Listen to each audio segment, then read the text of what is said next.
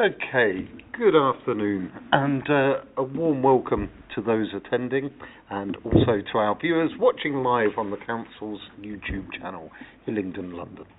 This is a meeting of the Audit Committee. My name is John Chesshire and I'm the chair of this meeting. Details of the business to be considered today are shown on the agenda, copies of which are accessible on YouTube underneath the broadcast. In terms of housekeeping, we're not expecting a fire drill, so if the fire alarm goes off, please follow officers to the fire exits and out of the building to the designated meeting points. For those in the room, please switch any mobile devices to silent before the meeting starts. I did do mine this week for a change. For those watching via YouTube, if you're so minded, you can complete one of our residents' feedback forms. These can be found in the information section underneath the YouTube video. These forms are intended to help us improve the way that we run our meetings. We now sort of each introduce ourselves just briefly so that everyone knows who's present and who's here. I've introduced myself, John Chesshire, chair of the meeting, and I always go to my right around the table. Thank you. Councillor Rita Chumdale, Vice Chair. Councillor Henry Higgins. Councillor Nick Dennis. Councillor Tony Bowles. Councillor June Nelson. Stephen Reid, the appointed external auditor. Larissa Midoni, the senior manager on the audit. Alex Brown, head of counter fraud. Stephanie Rayo, internal audit manager. Claire Baker, head of internal audit and risk assurance. Andy Evans, corporate director of finance. James Lake, director of pensions, treasury and statutory accounts. Ryan Dale, democratic services officer. Thank you all very much indeed. We're going to turn to the agenda now. We'll go to agenda item 1 and we'll start this meeting formally. Agenda item 1, as usual, is apologies for absence. We have no apologies, Chair. Thank you very much. Agenda item 2, any declarations of interest beyond anything that's already been recorded? No declarations of interest, thank you. Agenda item 3 is simply to confirm that all items on the agenda are part 1 items for this meeting, and we will consider each of these in public. There are no private agenda items on this occasion. Agenda item 4 are the minutes of the last meeting, which we held on the 22nd of November 2023. And just going through the minutes of the meeting then, were there any comments on page 1, page 2, 3, 4, 5, 6 or 7? Okay, and we'll take the minutes as read and approved. Thank you very much indeed. Change the running order slightly this time, which means that we'll go to agenda item 5 and the counter fraud progress report for Q3 23 to 24. And over to you, Alex. Thank you. Thank you, Chair. I'd like to take the committee through the Q3 counter fraud progress report, which starts on page 9 of your packs. Before I discuss all the activities the team has conducted in Q3, I think it's only right to talk about the rather colourful awards in front of me today. Claire kindly stepped in at the last committee for me and informed you all that we had actually been shortlisted for the Public Finance Awards in the category for Outstanding Fraud Prevention, Detection and Recovery, which I am very pleased to say that we won, which is a small award on the left. After receiving the news, because unfortunately I could not attend, 30 minutes later I got a video call from 10 very excitable counter-fraud employees who went on to scream at me that we had won the Grand Prix Award, which is the winner of the Winners of the Night Award. I'm still very speechless about it, if I'm honest. I'm very proud of the team and the Council's achievements, and I just wanted to take this opportunity to formally thank everyone who has supported us on this journey, including the committee, the Section 151, CMT and key stakeholders. In terms of our outcomes for Q3, the team has achieved £5.6 million in savings during the quarter, which is the most successful ever recorded, and brings the total savings to £9.2 million for the year, with most of our activity taking place across housing, social care and revenues. In housing, we've recovered a further 32 properties, due to tenancy fraud, bringing the total number to recovered for the year to 80, and we still have 135 live tenancy fraud investigations in this area. We've continued our internal revenues maximisation work, identifying businesses that are undeclared for rates in Q3, and a number of investigations have concluded, which led to billings being issued in excess of £3.6 million. In social care, we've undertaken multiple fraud awareness sessions, which has led to an increase in fraud referrals, particularly around direct payments. Looking forward to Q4, the management team are currently preparing for the new financial year, and also we're focusing our activity within housing and social care. Before I finish, I had a question for the committee around the counter fraud report, and I just wanted to get some views from you all, if that's okay. The report's quite heavy in terms of narrative, which you probably notice each quarter, and is extremely heavy when it comes to the annual report.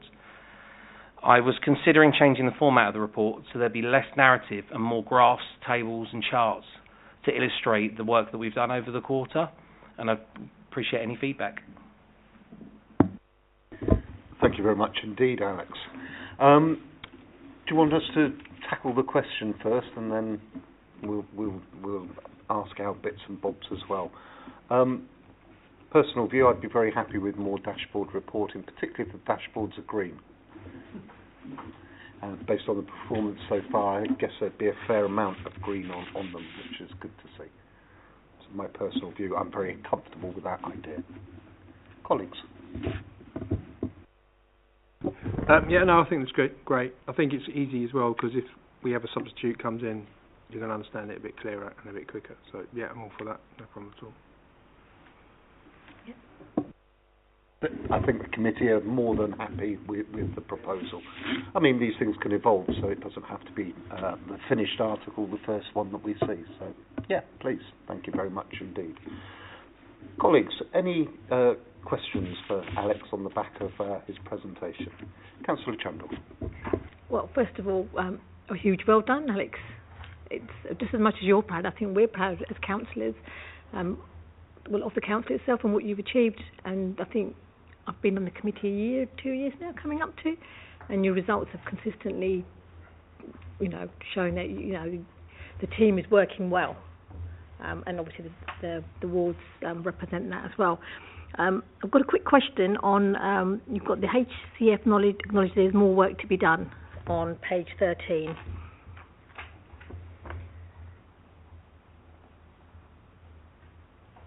And executive summary, so 2.5. Near the top.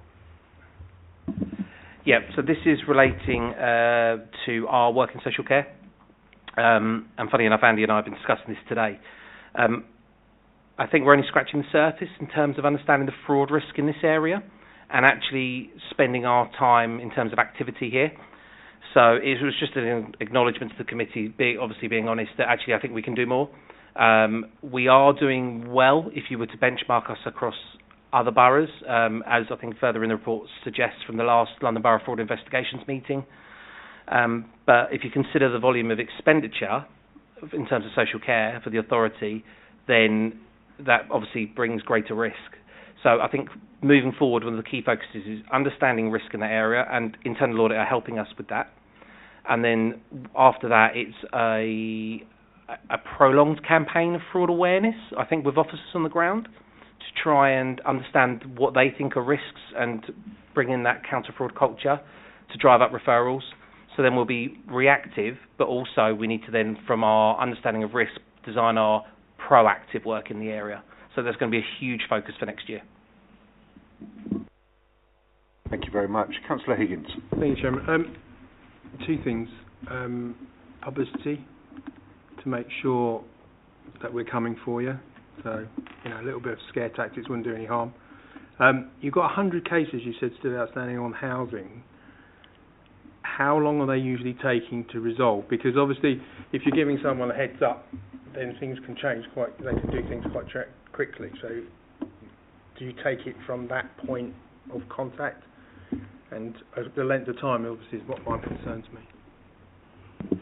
So, first question around publicity. I think that's a fair point. I think we can do more. We have been doing more than we have in previous years, but there is more to be done, and it's actually a comment from CMT. about actually showcasing what we've achieved and highlighting the risks to the public and to the residents. So I'll take that back and on board.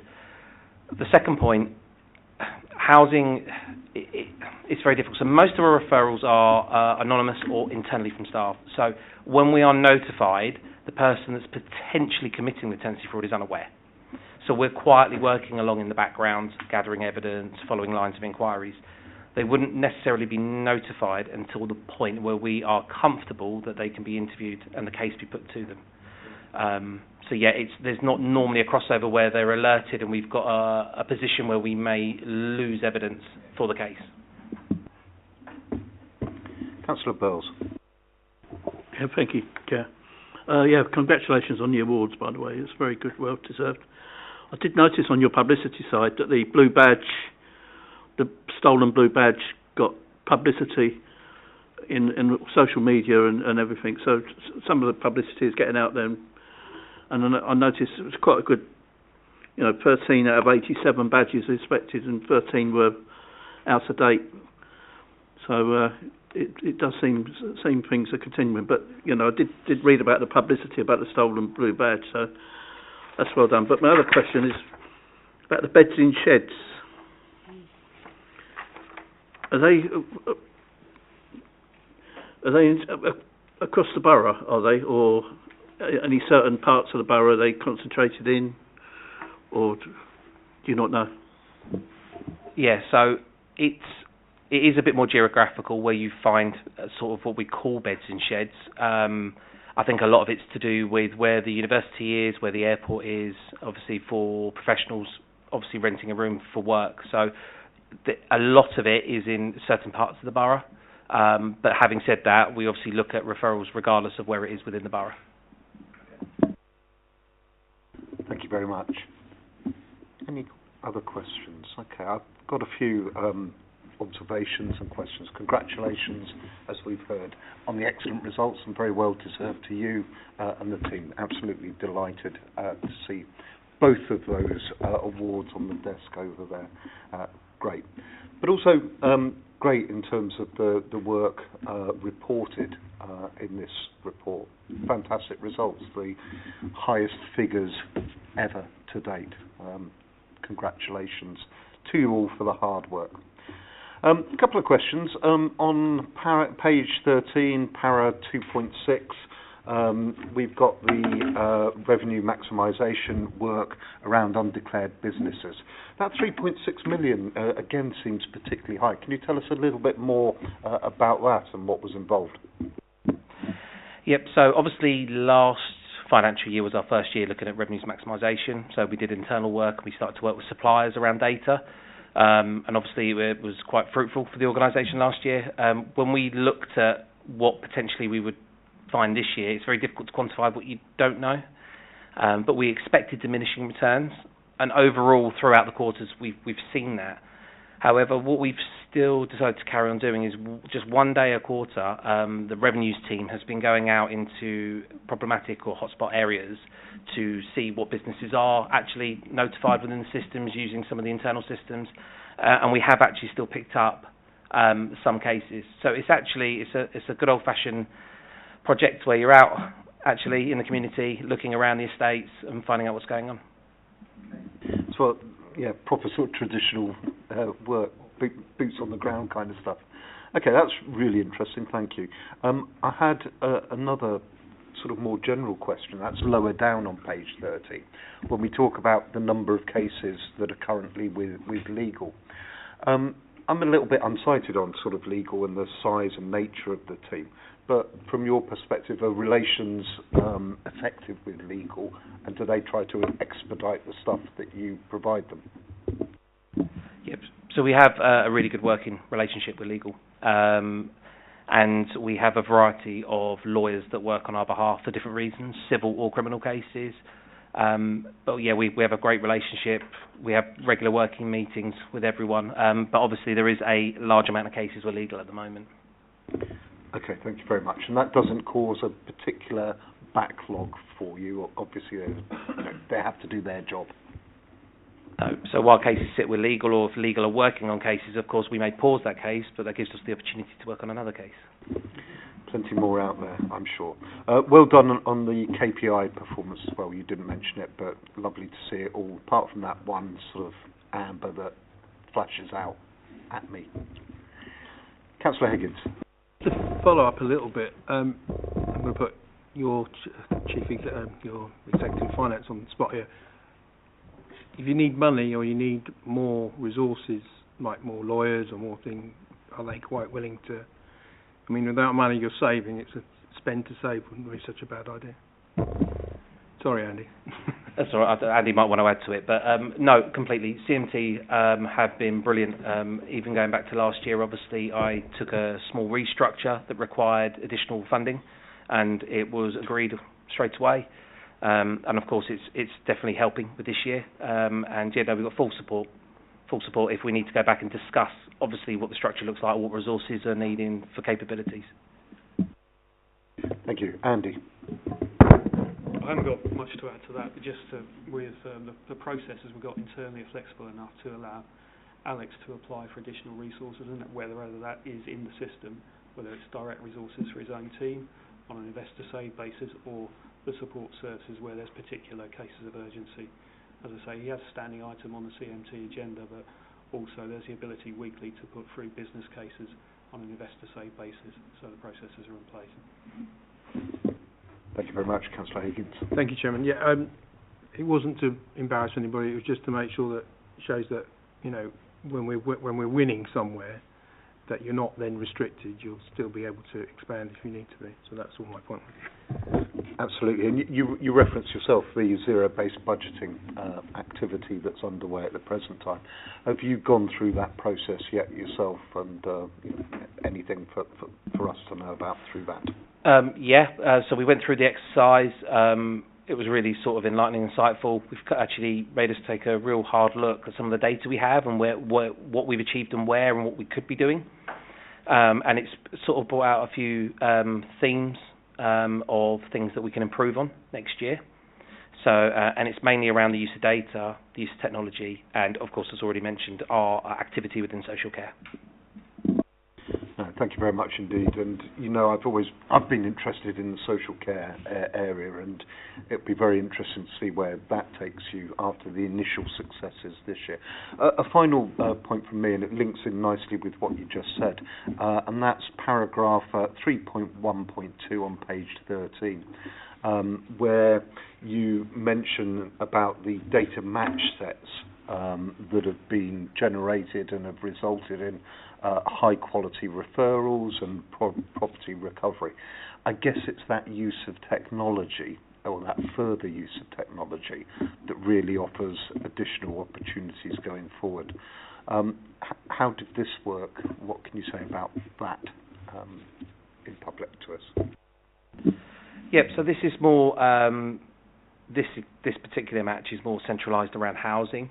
And we found that, unfortunately, when tenants passed away, we wasn't necessarily notified as a local council. Obviously, there are different mechanisms of informing the government, but there are cases that were going undetected, and therefore they were empty and not in use in this current climate with homelessness. So we decided to use different data sets to highlight whether someone has unfortunately passed away.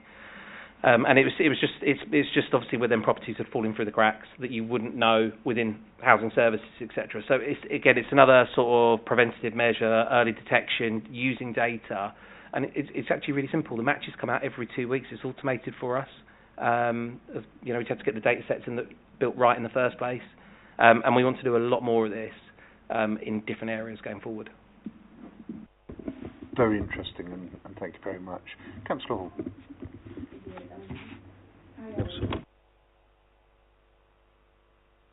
Hi, Alex. Congratulations on your award winning. Great work done. 3.1.4 on page 13. It says the project recorded 47 emergency accommodation units being closed due to non-occupation results in saving. What are those accommodation that's being closed? Is it protective accommodation, special needs accommodation, care? What is it? So in the housing section, when we talk about sort of temporary accommodation or emergency accommodation, so emergency accommodation is effectively what's known as bed and breakfast. So it's the emergency accommodation we're providing to the homeless as an imminent response as an authority. Unfortunately, like any sort of assistance, there can be fraud or loss within that. So it's where we've been identifying that those that have approached the homeless, unfortunately, aren't actually staying in the accommodation that's been provided, and we've closed the accommodation. Okay, thank you very much. If there's no further questions, thank you again, Alex. It's good to see you back. Good to see you back with some trophies. And well done once again to you and the team for the excellent results over the last quarter. Thank you very much indeed. We'll move forward with the agenda. And agenda item 6 is the external audit update. James. Thank you, Chair. The first item to report is that the 22-23 teachers' pension audit was completed at the end of last year and came back with no material items to report, so a clean outcome there. The capital receipts pooling for 22-23 has just been completed, and again there's a clean outcome. So there are two 22-23 certifications completed. The housing benefits, which is the last certification, is currently taking place, and EY hope to complete that by the end of June, is the latest estimate. The 22-23 value for money assessment and pension fund audits are almost complete, and EY expect to deliver the results to the next audit committee in April for those. The 23-24 council audit is currently going through an interim period, so what EY do, they'll go in and they'll sort of test up to month 9 and transactions up to month 9, so up to December, and go through walkthroughs as well, so understand all the processes and controls in place at the council, and all the processes that happen at the council. So those are currently taking place, so that work is on track for 23-24.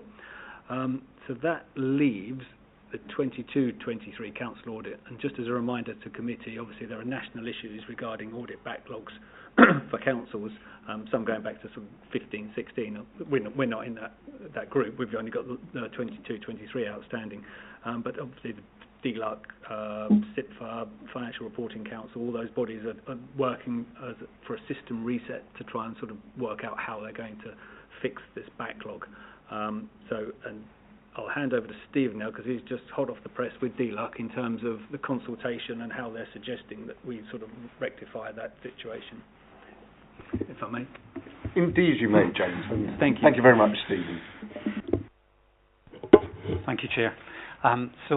Yes, as was been referred to, DLUC and the FRC launched a joint consultation last week, the middle of last week, to address the system backlog.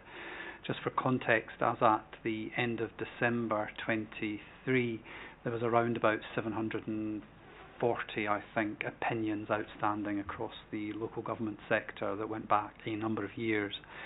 And the issue has continued to grow.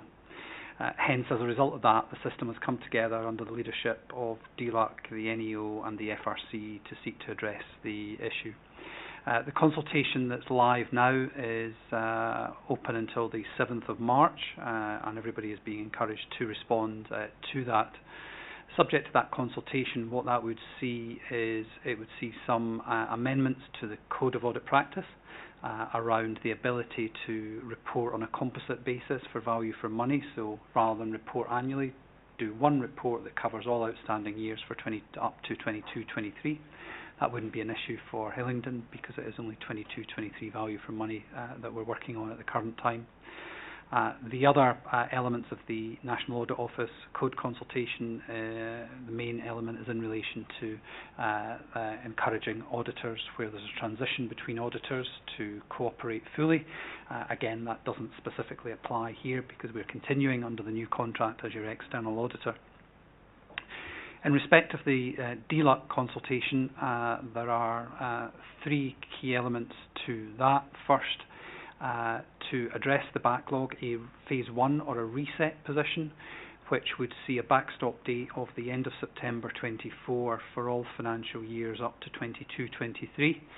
And if the audits are not completed by then auditors would be required to move to issue some form of modified opinion, either limitation of scope or a disclaimed opinion on all financial statements.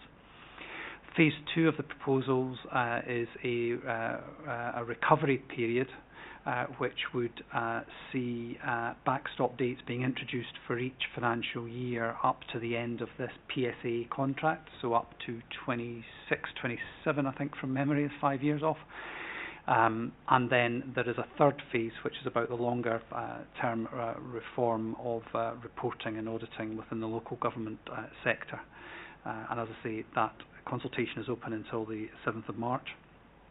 There is one additional consultation expected from SIPVA LASAC in relation to the basis under which the Council prepares its financial statements. That's expected imminently, and that will address the extension of the statutory override in relation to infrastructure asset accounting. And members might recall that came in several years ago to facilitate a technical issue there. The other two elements of that consultation will firstly be around how pension disclosures are set out within the financial statement, so moving from an IFRS basis to an FRS 102, thinking being FRS 102 disclosures are less onerous than IFRS. And then the third element is moving for operational assets to the application of indexation rather than the requirement as it currently stands for formal valuations to be received. That probably is the area where it would have the most impact in terms of reduction in effort by officers and by auditors in turn. But as I say, that consultation hasn't yet been issued yet. Those amendments, if they were to be adopted, would impact 23-24 and 24-25 financial years. So again, part of that overall framework of moving from reset to recovery as well. We are currently reviewing the consultation and working through what that means. There's nothing in there from an initial read which indicates to me any significant departure from what we were expecting based on our discussions with the FRC and DLUC over from summer 23. But I've agreed this afternoon just to keep officers up to date with any changes in our approach, but I'm not expecting there to be any material changes at this stage. And the remaining of the 23 value for money and those certifications are very much as James has outlined for the committee. Lovely, thanks very much indeed, James and Stephen, for the updates. Any questions, colleagues? There's an element still of wait and see, I suspect. In terms of the consultation, is that, forgive me, is that extended to our authority as well for us to reply to? Excellent. One question I did have from this, and it was around the system reset bit. And obviously in the paperwork we suggest that Hillingdon won't be seen as an outlier, as we know, because of the position that we're in. And we'll be able to report positively that we've received audit, I guess, opinions. It says audit options on every other audit element. Opinions? Yeah, I just wanted to check that, because I wasn't sure what an audit option was, so opinions. Thank you very much indeed. No further questions from the committee. Thank you. We'll move on then. So it's agenda item 7, Internal Audit Progress Report, again for Q3 23 to 24. Claire. Thank you very much. So if you look at the table in Appendix A, which is on 33 of the pack, 6 of the report, you'll see the reports that we've issued as final since the last audit committee meeting. So we've issued 9 reports in final. We also, at the time of this paper, had 5 reports out in draft, one of which has now been finalised. That is a private sector housing report, which was reasonable assurance, and that will be included in the table for the next audit committee meeting. Whilst there is quite a few out in draft and there's a lot of work ongoing to finish by the year end. Quite a lot of the remaining audits are getting to the draft report stage and being issued in draft, and some of those marked as fieldwork as very end of fieldwork stage. To put this into context as well, we've now issued more reports in final than we did to the end of April last year. So although there's still work outstanding, I don't have concerns about it, and we are actually in a really good position with the internal audit work. Of the 9 reports issued in final, 1 was substantial, 2 reasonable, 2 were advisory pieces, so we didn't give an assurance rating, and 4 limited. Common themes coming out of the limited assurance reports. So for facilities management and climate action, it related to sort of governance arrangements and the strategic direction of the sort of governance arrangements and what the priorities are in those areas. And in relation to homeless housing applications, Goshett Gardens and Chapel Lane, it was actually the controls. It was around the effectiveness of those controls in practice, so either increasing demand or, improving guidance, making sure those controls are being followed in practice. It was more of the effectiveness rather than the design of those controls. Changes in the internal audit plan since the last audit committee meeting. So we have removed the budget setting audit that was in the plan. This is because of ZBB, so it wasn't deemed as being a priority or appropriate right now with the ZBB process going on. Instead, we've added an audit of pool cars, which was requested by the service, and that's actually already been completed and will be finalised by the next audit committee. In relation to follow-up, we have now closed 3 further reports in relation to follow-up. There is still a lot of recommendations outstanding, but we'll continue to follow those up. A lot of things related to either new systems coming in, which are taking time to do, or people have changed, which we've had to find new officers to take these forward, especially some of those really old ones. And the only other thing I was going to say was around the plan, which we've presented separately. So very much our focus has been on planning for next year, and that's presented separately to the committee. I'll talk about it in a second. Let's try again. Thank you very much indeed. Colleagues, Councillor Nelson. Just want some clarification on page 34. You got some of the status, the current status. You got fieldwork. What does that represent, or can you give an explanation on that, please? Yeah, so our fieldwork stage is when we're doing our testing. So we're looking at obtaining all the evidence, coming up with our findings, working with the services to collate that evidence and identify what we want to report.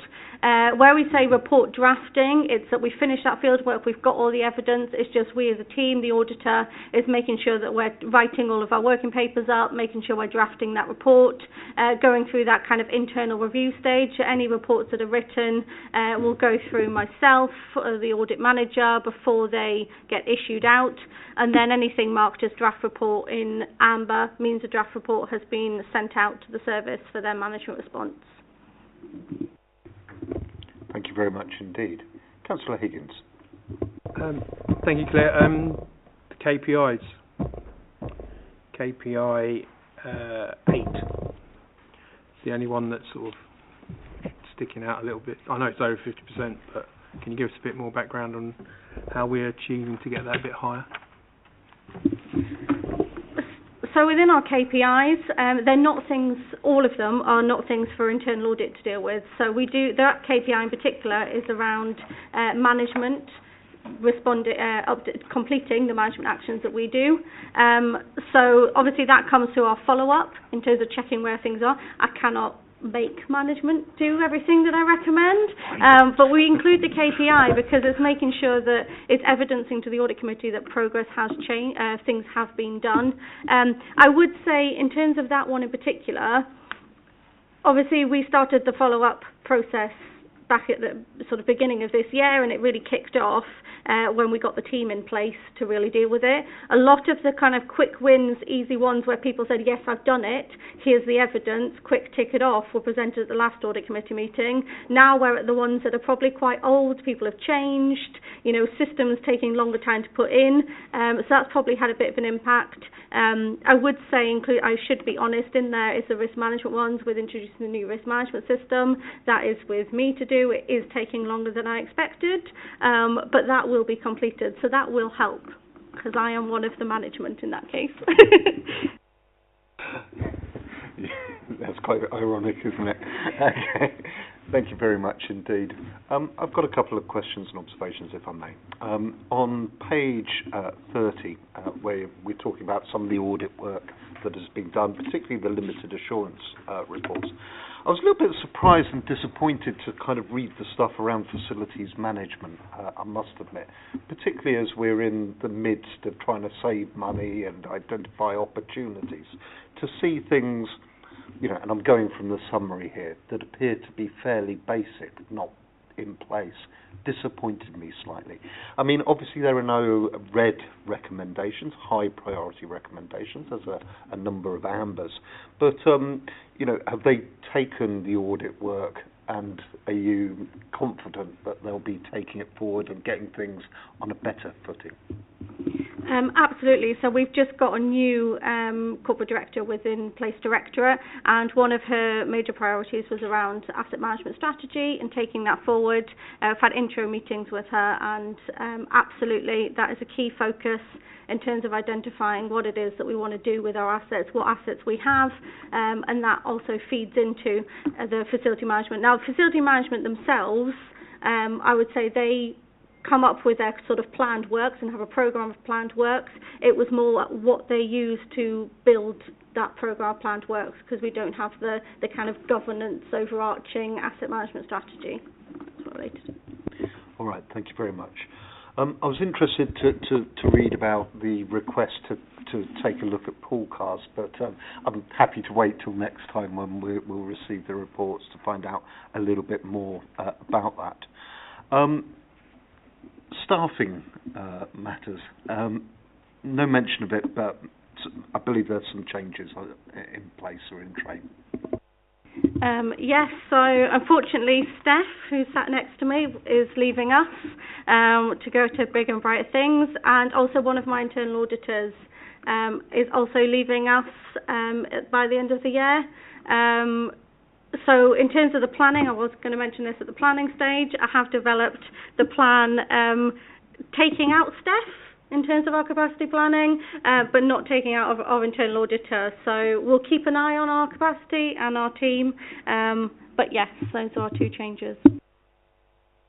Thank you for the update, and obviously a loss to the team and to the service, both our colleague as the auditor, but Steph, who has been present at many of the committee meetings over the years. Good luck with the next role, of course. Thank you for your hard work so far. A final observation from me. I really like the kind of table that you've included for the reviews. I found it easy to read, easy to understand, and at a glance kind of where you are. And as you said, in terms of productivity, you've done more work to date than we did until the end of the year last time. So congratulations to you and to the team on the hard work and the efforts in delivering the audit service. Final observation. I may have said final last time, but I just lied by accident. Just something on the follow-up.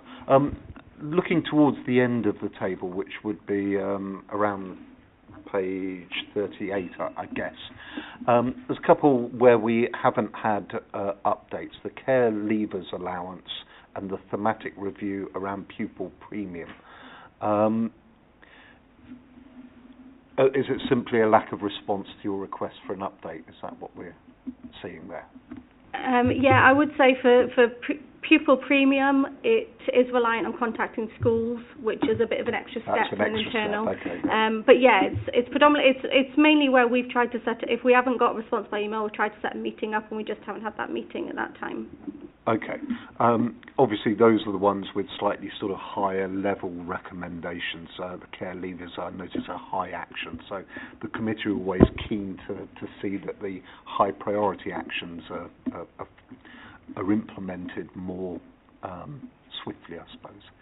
So let us know if there are any problems in getting a clear update in respect of that audit, please. Colleagues, any other questions or observations? Councillor Burles. Chair. The exercise going on at the moment, the zero budgeting, are you involved in that as well? And also, how is the exercise going to affect the work that you're doing? Can you see any effects on it? Maybe none at all, I don't know. So I am involved in relation to being a head of service, so I am involved talking about the future developments for my service, not from a kind of strategic level, it's outsourced. In terms of the impact on our work, potentially if any big transformation projects come out of it, big changes to the service, it's areas that we could look at. If any services, are completely restructuring or doing something totally different, then maybe we'll be involved in that. But no different to any other transformational work or changes going on across the council. Thank you very much. Okay, and thank you very much. Really interesting, well, and very clear report. Thank you, Claire. It's back to you again, though, I'm afraid, with agenda item 8, where we talk about the internal audit charter, but I think it's also the plan as well. Thank you. So I've included both the internal audit charter and the internal audit plan for next year. So the internal audit charter we're required to produce. It basically outlines the roles and responsibilities and purpose of internal audit. Nothing has changed since last year. It's just we have to review it annually and present it. But yeah, no significant changes with that. In relation to the internal audit plan, so this is based on our capacity within the team internally. We do have external support from external providers if needed. We have spread out the audit plan across the year and across the different directorates. It's not fixed, and I always say this, it is very flexible. So the quarter one audits are probably the areas you want to look at, but we do plan out for the whole year so that if there is any big service changes, we can make sure we sort of plan them in and make sure that we have the capacity to deal with them. But anything new and emerging, we will change things, we will flex things. Any other sort of sources of assurance that come out, which means we don't need to look at an audit, absolutely fine. It's 100% flexible. So we have included this year some cross-directorate reviews within the plan. So normally we just look within the directorates, but actually there's some sort of big ticket items in there around governance, the transformation programme that actually impacts on all directorates. So we're trying to look at things and how we collaborate as a whole organisation with those. This has been presented to the corporate management team, so it takes into consideration our risk register, our audit universe, so any areas that haven't been audited in a while, the sort of unknown areas, we may think they're fine, but they're just, trundling along in the background and no one pays attention. We do look at areas like that. And it also takes into consideration, CMT and what's going on in their source of assurance. But like I say, it is very flexible. It's not a fixed, we have to look at this, and there's no scope for emerging risks or anything like that. Thank you very much indeed for the update. Colleagues, any questions either vis-a-vis the charter or about the proposed plan for next year and the coverage within that plan? I've got a couple of question-y type things just while we're working through. In respect of the audit charter, but also aspects of the audit methodology, the Global Institute of Internal Auditors has updated its internal audit standards, and there are a number of different changes. Obviously, here we follow the public sector internal audit standards, and so there'll be a process of deciding whether those standards need to be updated or replaced entirely by these global internal audit standards. Have you factored in some time for yourself, I guess, to go through the charter and the audit methodology to potentially update it in line with these new standards? Yes, absolutely. It is on my little notes to raise that. Yes, so by the next audit committee meeting, I intend to have a look and see what needs to change. So the new standards come in from 2025, so we've got a bit of time. Having first looked at them, there doesn't seem anything too outrageous that we totally need to fundamentally change everything we do. So yeah, we'll definitely look at that before the next audit committee. Lovely, thank you very much indeed. I'm going to just be a little bit nerdy here. On page 49, paragraph 4.23, I think there might be a typo that I've only just spotted, despite this not changing from the last one. It says, I think the HIA, Head of Internal Audit, holds a professional qualification requirement and be suitably experienced. Probably should be and is. Or yeah, I probably. Guess. I will change that. Read it. Sorry. I'll move on to more material matters now. I thought the plan, from my perspective, was very interesting and a very good plan. I particularly welcomed the bit that you've just sort of highlighted, the governance reviews and the reviews associated with the transformation programme, because these are big initiatives and need to be done well in order for the authority to achieve the benefits it's wanting from these sorts of activities. Personally, I'll be very interested in the results of these cross-cutting audit engagements.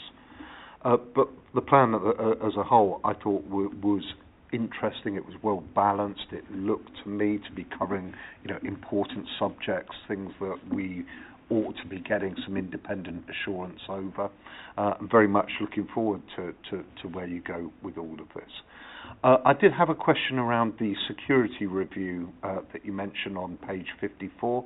It was added to the plan following a number of concerns raised during the year. These concerns haven't crossed my radar at all.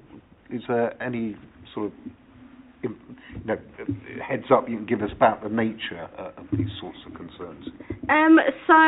So no, I think this came through discussions with Alex in terms of concerns kind of raised.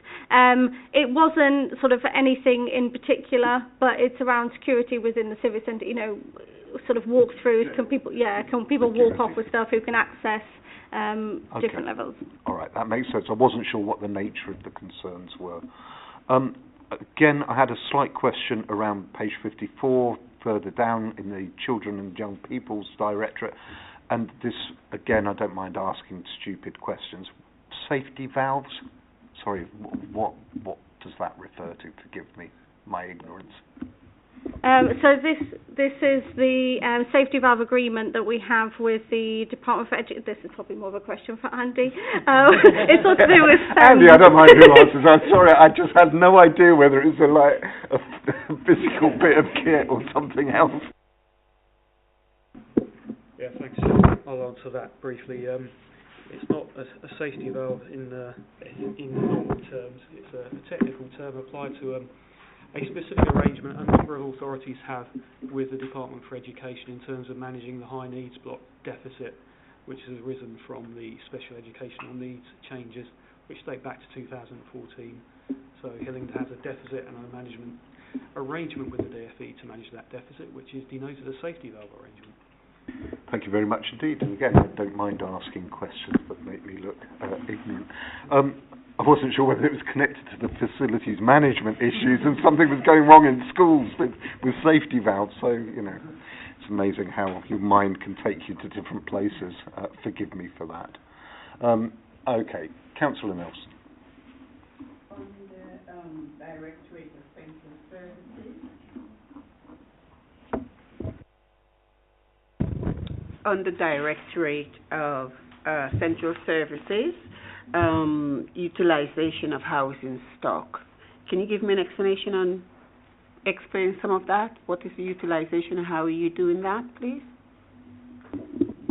So this is looking at, with our housing stock, how are we identifying the current availability and how are we sort of maximising the available use of the housing stock that we have.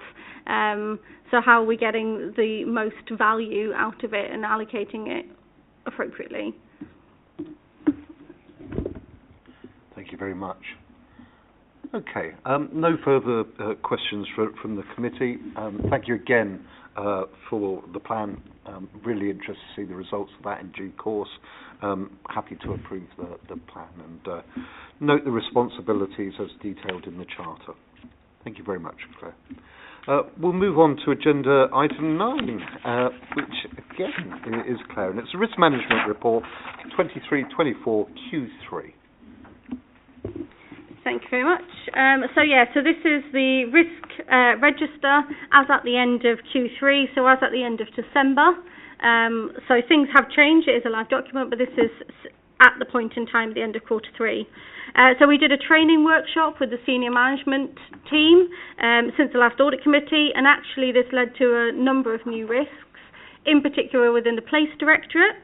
Now I want to emphasise this does not mean the Place Directorate has become more risky. They just made the decision at that meeting. It was very much a workshop. They collated all of their different service risks because they weren't done consistently, and collated them all within the Directorate Risk Register. So that big increase in risk, a lot of those will be green, kind of low-level risks, but having them all in that one place means they can see more cross-cutting risks and sort of themes coming out.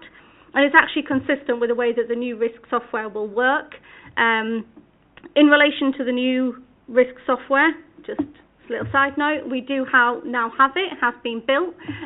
We are currently just fine-tuning it to make sure it really works for us, and then we're going to do training sessions and go round to each of the different heads of service and directorates and make sure we put their risks on from scratch, so we're not bringing in existing risks.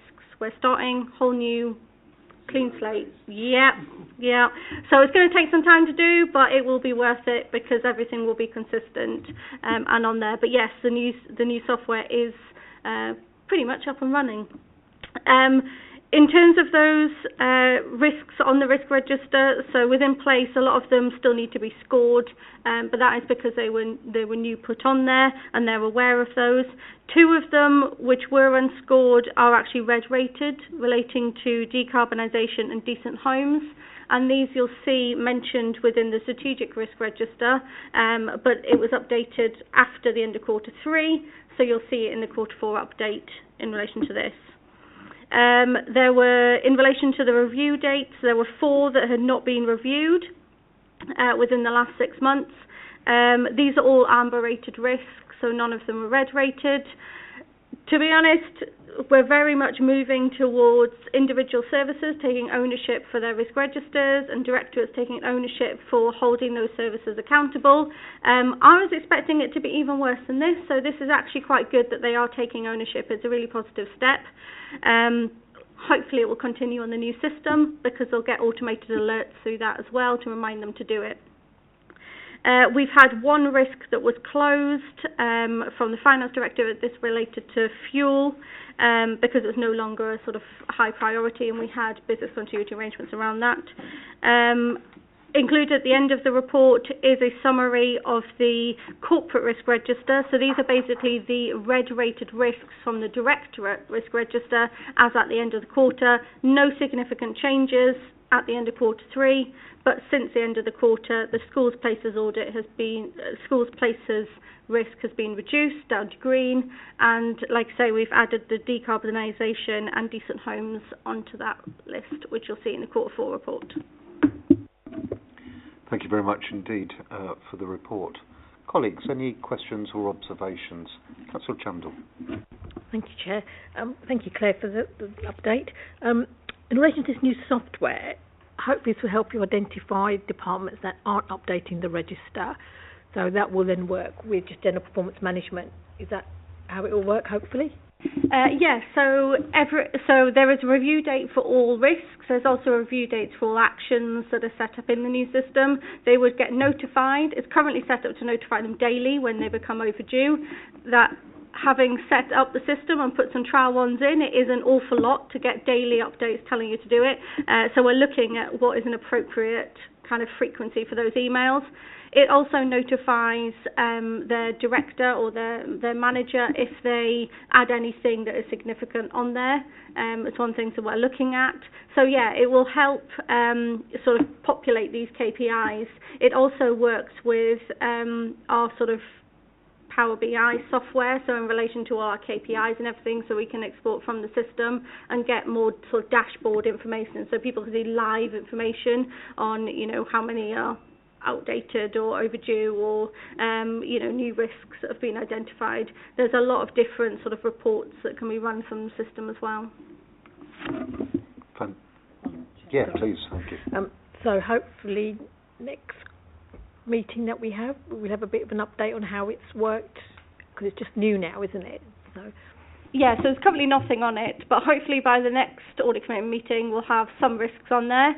Like I say, we're working around each directorate one at a time, so it may be that we'll have some on there as a sort of example of what it looks like, and some, you know, just in the Excel. So we'll probably still have a similar report to this, taken from two different sources. But yeah, you'll see what it looks like and some of the reports that we can potentially run for the next meeting. Thank you very much, and looking forward to that, obviously. Any other questions or observations? Okay, I've got a couple, as usual. Foot of page 65, I like what you've written here. The risks overdue for review were raised through the group, and there were reasonable explanations for the delays in 3 of the 6 cases. I'm guessing there weren't reasonable reasons for the other 3. Could you tell us a little bit more about that?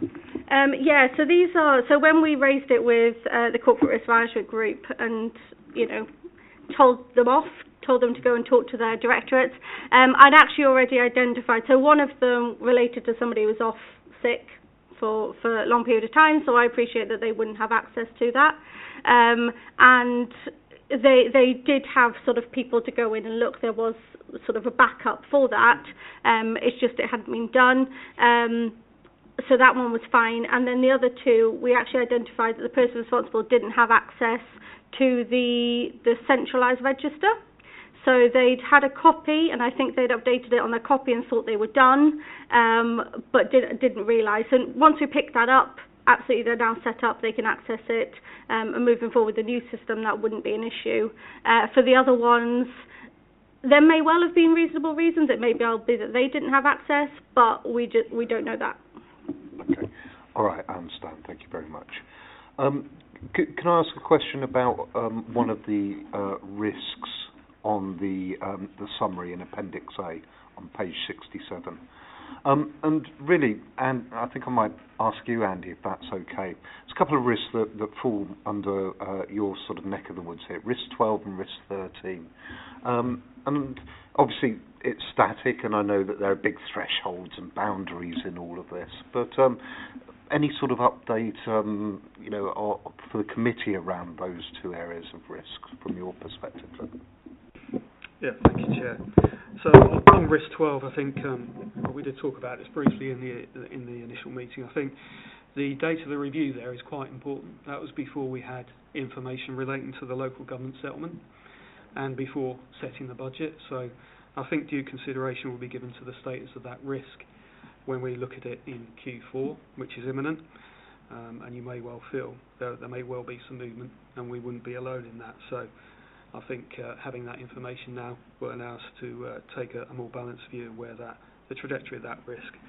On the second one, the resilience of contracts, a number of actions being put in place on this one. Again, it's a reflection of the economic conditions we're facing at the moment. So we're doing some additional measures at the front end of our procurement processes. So not simply relying, and we never have really done this, relying on some of those template type finance status reports, which are often based on the company's house data, which may well be out of date. So we're now, in most cases, securing live, up-to-date, usually unaudited data, but something that gives us a view of the current position of the companies under consideration. Alongside that, strengthening some of the contract management processes. So alongside the sort of monthly budget monitoring processes we undertake, we're asking our project managers to give us a view of the contractors' behaviour on site, trying to find some of those signs of a contractor that may be experiencing some difficulty. So trying to be proactive, and in some areas where we're aware of that, actively approaching the contractor, talking about measures we can put in place. Often there's not really an option to halt a project because it'll impact on other objectives and outcomes. So it's how we can manage the risk. So, for example, you can put some technical measures in place and you can increase your retentions, or just help the supplier manage their cash flow. So we're sort of acting proactively in this, working closely with the capital programs team to put those measures in place to make sure we keep delivery on track. Okay, that's really useful and helpful. Thank you very much indeed. Councillor Nelson. You can press the microphone as well. Thank you. For heaven's sake, thank you. Page 65, paragraph 2.6. Can you explain what's the new and closed risk by directorates here? You got the places, you got 30, and then risk review, you got 40. I know that's on the green, but the red is 30. Can you give an explanation on that?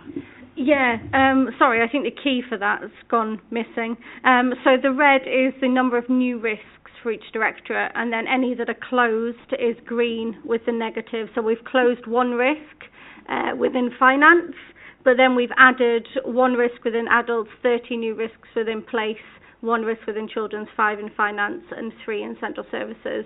So the reason why they're red is purely to differentiate the two columns. It's not that they're all red rated risks, it's just to show that there are new risks in those areas, so it's just red and green. Thank you for the clarification. Okay, I think we're done. Thank you very much. And again, I really like the style of the report here, and I'm looking forward to the next one with the new software in place. Agenda item 10, please, Claire. Strategic risk report. Thank you. So this is a new report. So this is, I mentioned at the last audit committee meeting. So the purpose of this is basically trying to make our sort of operational risk registers link in better with what our strategic objectives are for the council. So what is it that the council wants to achieve, and what are the strategic risks that could prevent us from achieving those risks? And making sure that we're providing, you guys with assurance that those risks are being managed, and that there are performance indicators monitoring those risks, and there's controls and actions to mitigate against those risks. Because really we want to give you assurance that those objectives are what is going to be achieved. It ties in with the red rated risks from the corporate risk register in the previous report, because operationally those are things that are operationally coming on, identified by the services and being escalated up as quite serious. So it's making sure we're tying the two together in something that is a simple, easy to understand kind of report, trying to simplify it, make it very sort of public facing from what was previously with the corporate risk register quite operational, and nitpicking on an operational, this system's out of date. This is making sure that we're tying it in with what the strategic objectives are. Now this is only a very first draft. We're still working. I'm sure we will identify more strategic risks against those sort of strategic objectives. And actually there may well be some where we don't have any sort of red strategic risks.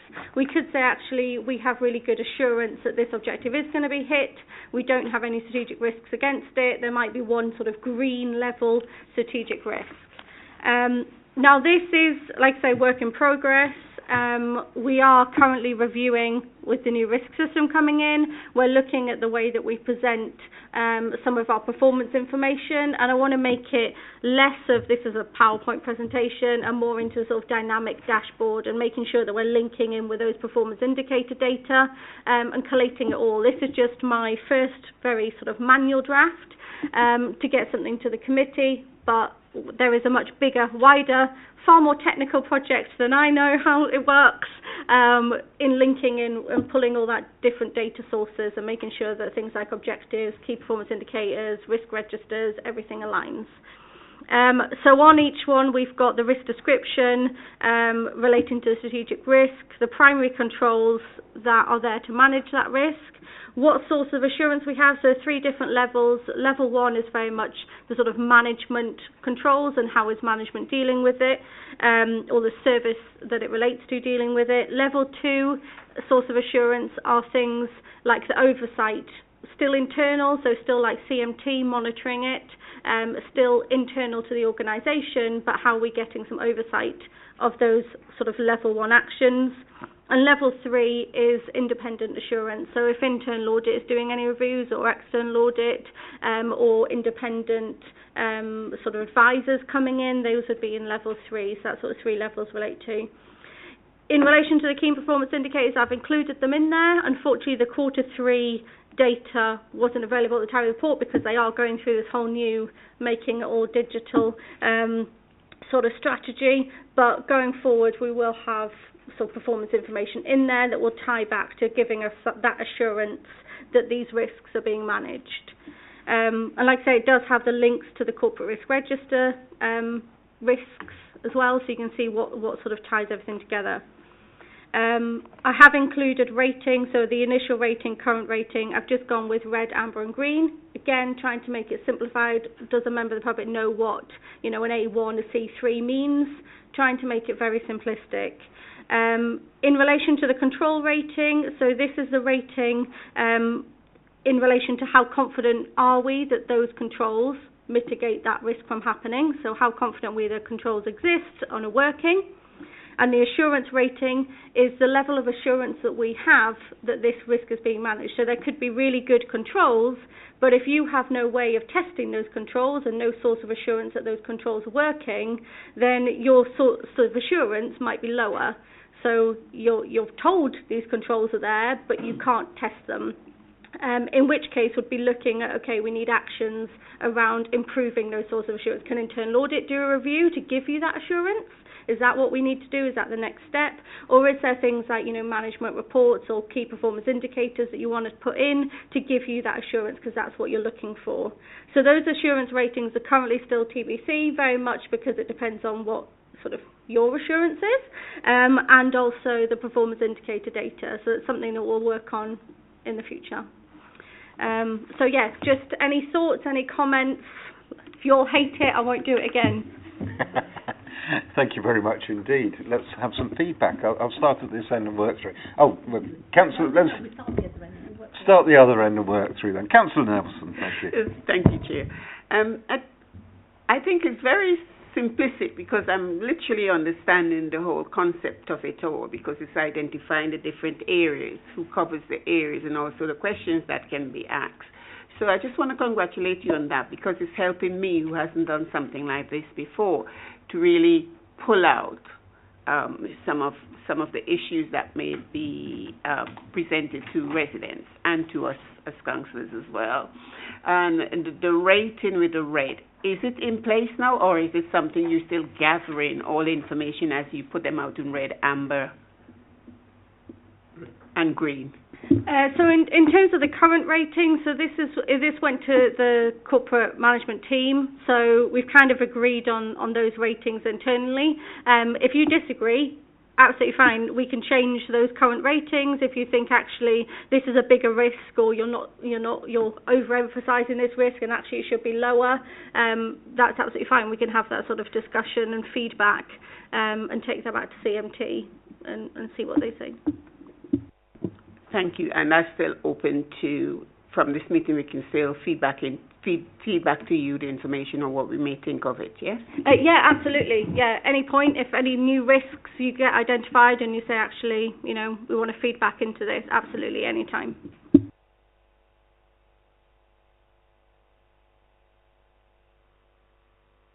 Just want to say I like it. I thought it was good, clear, well presented. So, yes, more of this, please. Thumbs up from the committee so far. Councillor Higgins. Yeah, I think so. But a lot of this stuff will then be linked to other processes when the other things are coming out. Will link straight into this, so you don't have to fill it in manually. It'll be all digitalised, so that if you've got a risk going on here, then all of a sudden it puts itself in here. That is the plan. I am so not technical, so I'm handing that off more to the digital directorate to sort out. But yes, I'm very much working with them and talking to them about what we're looking for in the future, so it's on their agenda. Brilliant. That's good. Thank you very much. Councillor Chandel. Thank you, Chair. Well done, Claire. This is your first draft of it. Really well done. It's nice, clear, succinct, no jargon, easy on the eye to read and easy to understand. So well done. Look forward to the next one. Sounds like it's a very positive reaction from the committee, and I echo that positive reaction as well. I think it's really good, very intuitive, as colleagues have said. I do have a couple of, and it'll be interesting to see how it evolves too, because I know this is early days on all of this. A couple of little questions, if I may. The control rating, and that's sort of detailed on the sort of first page 70. So we've got the current risk rating, the view of the nature of the risk, and the control rating. Does that come from management's view or the group's view overall? How did we arrive at that? Presumably not tested by audit. So no, not tested by audit. So in this first draft, it was very much I put some figures in, presented to CMT, we talked about it, kind of agreed. It is still a work in progress, so I'm sure there'll be more discussions as we involve and kind of keep updating it. But yes, it's very much from management. It's not an internal audit opinion on the control ratings. Okay, thank you. I didn't think it was, just wanted to clarify. Obviously, part of what you're trying to do is encourage the owners of these risks to own them a little bit more actively. How's that aspect of this change and improvement going? I would say currently we're very much focused on the operational side of things, so services, feeding up to Directorate Risk Registers, feeding up to the Corporate Risk Register on that side. And I think we are very much focused on that rather than this necessarily for the moment. Once we've got those sort of corporate red-rated risks really nailed down, or making sure we're picking up on anything coming out of the services and people are confident raising issues and making sure they're putting them down, it may well be that new things emerge and we can put them onto the strategic risk register if they are more cross-cutting and directly relate to the objectives. Definitely people are taking more ownership of that operational side. In relation to this, yes, on the new system, it is set up so I can add these ones on and I can allocate them out to different corporate directors to take forward. They are aware of all of them. They have seen all of them. They have updated this first draft directly themselves. So yeah, they can access it. They can take ownership. It's a process. We will get there. I promise.